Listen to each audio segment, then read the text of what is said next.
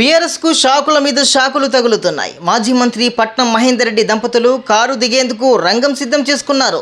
త్వరలోనే కాంగ్రెస్ పార్టీలో చేరేందుకు రెడీ అవుతున్నారు.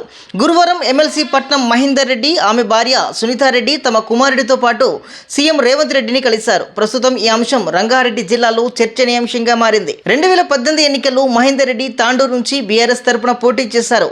అయితే ఆ ఎన్నికల్లో కాంగ్రెస్ అభ్యర్థి పైలట్ రోహిత్ రెడ్డి గెలిచారు. ఎన్నికల తర్వాత పైలట్ రోహిత్ రెడ్డి బీఆర్ఎస్ గూటికి చేరిపోయారు. దీంతో జిల్లాలో మహేందర్ రెడ్డి గ్రాఫ్ క్రమంగా పడిపోతూ వచ్చింది. దీనికి తోడు కేసీఆర్ నిర్ణయాలతో పట్నం దంపతులు తీవ్ర అసంతృప్తికి గురయ్యారు.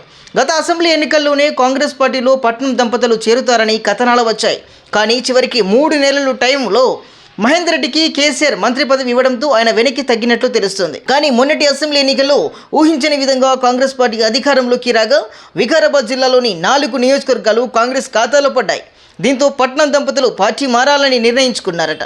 త్వరలోనే జరగబోయే పార్లమెంట్ ఎన్నికల్లో చేవెళ్ల టికెట్ను పట్నం సునీతారెడ్డి, రేవంత్ రెడ్డి కన్ఫర్మ్ చేసినట్లు కూడా తెలుస్తోంది. ఈ ఆఫర్తోనే పట్నం దంపతులు పార్టీ మారనున్నట్లు వార్తలు వినిపిస్తున్నాయి.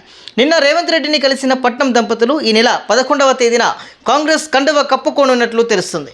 ఇప్పటికే వరుస షాకులతో సతమతమవుతున్న బీఆర్ఎస్కు పట్నం మరో షాక్ ఇచ్చారు.